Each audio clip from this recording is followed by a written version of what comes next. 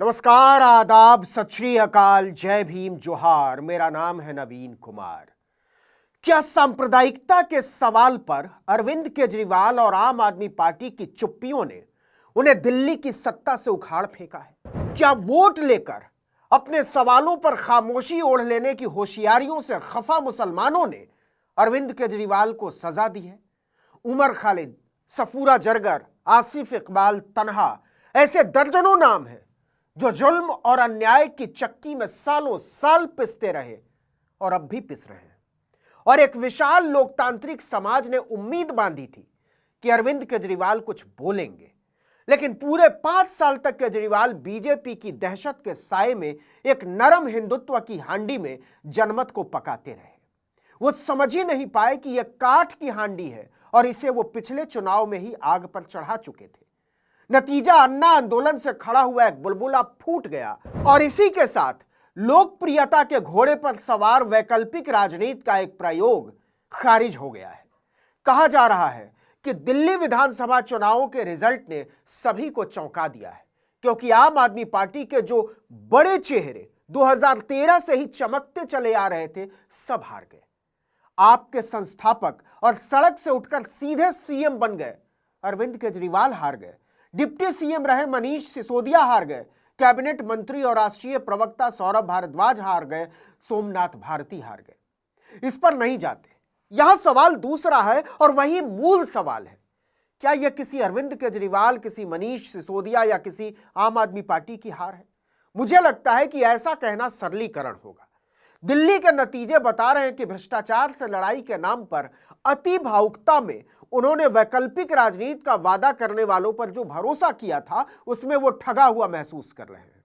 वो अति नाटकीयता और अतिरेक को और बर्दाश्त नहीं करना चाहते। दिल्ली की जनता ने कट्टरता को लेकर भी अपनी प्रतिक्रिया दी है, वो चाहे ईमानदारी की ही कट्टरता क्यों न हो। भाजपा की यह जीत कोई तुक्का नहीं है, ना ही किसी आंधी का नतीजा।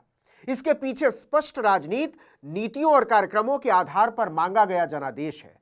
आप उन नीतियों और कार्यक्रमों से सहमत या असहमत हो सकते हैं, लेकिन इससे इस बात का महत्व कम नहीं हो जाता कि जनता ने अगले 5 साल के लिए किसे पसंद किया है। और अगर इससे भी अलग हटकर सोचें तो आम आदमी पार्टी के चुनाव चिन्ह झाड़ू ने अपनी ही पार्टी की उम्मीदों को साफ कर दिया है। 32 साल बाद जोर शोर से वापसी करने में जुटी बीजेपी की आंधी में आम आदमी पार्टी के बड़े बड़े चमकते सितारों की चमक गायब हो गई। तो ऐसा क्या हुआ कि पिछले 2 चुनावों में जो पार्टी 60 से ज्यादा सीटें जीतकर विपक्षियों को धूल चटाती रही, इस बार उसी पार्टी के सबसे बड़े चेहरे तक अपनी सीट भी नहीं बचा पाए। देखिए कि दिल्ली की मुख्यमंत्री आतिशी बमुश्किल अपनी सीट बचा पाई। नई दिल्ली सीट को जायंट किलर कहा जाता है।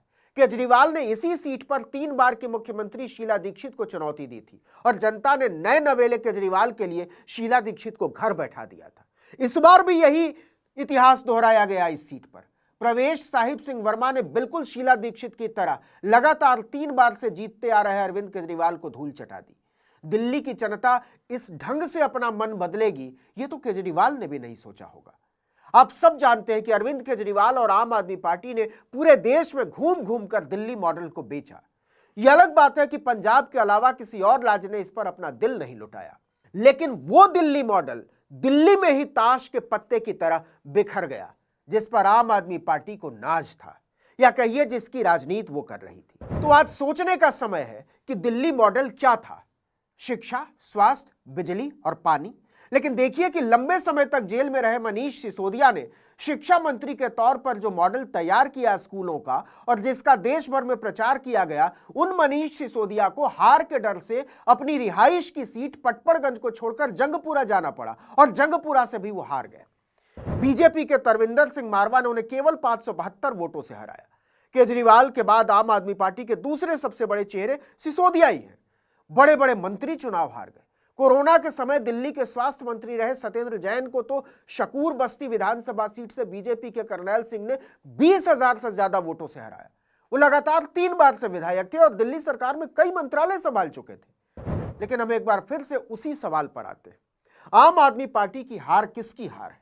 इसके लिए आपको जरा पीछे चलना पड़ेगा, 5 साल पीछे, जब दिल्ली में 2020 के विधानसभा चुनाव चल रहे थे।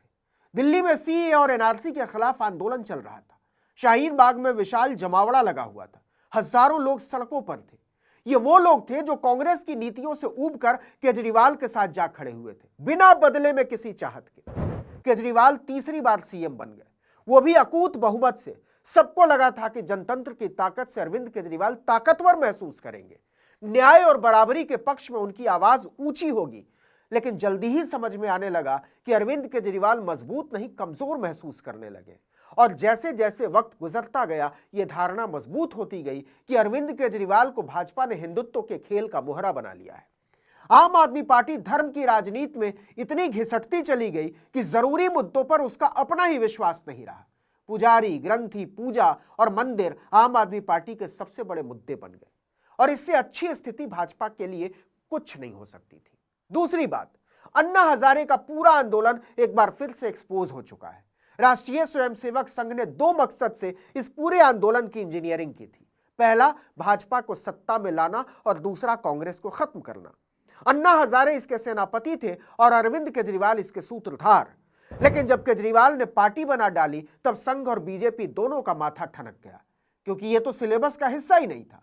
10 साल तक भाजपा ने पूरे धैर्य के साथ अपने दोनों मकसद के पूरे होने का इंतजार किया, और जैसे ही लगा कि अब उसे कांग्रेस से कोई खतरा नहीं है, अरविंद केजरीवाल की भूमिका अपने आप खत्म हो गई।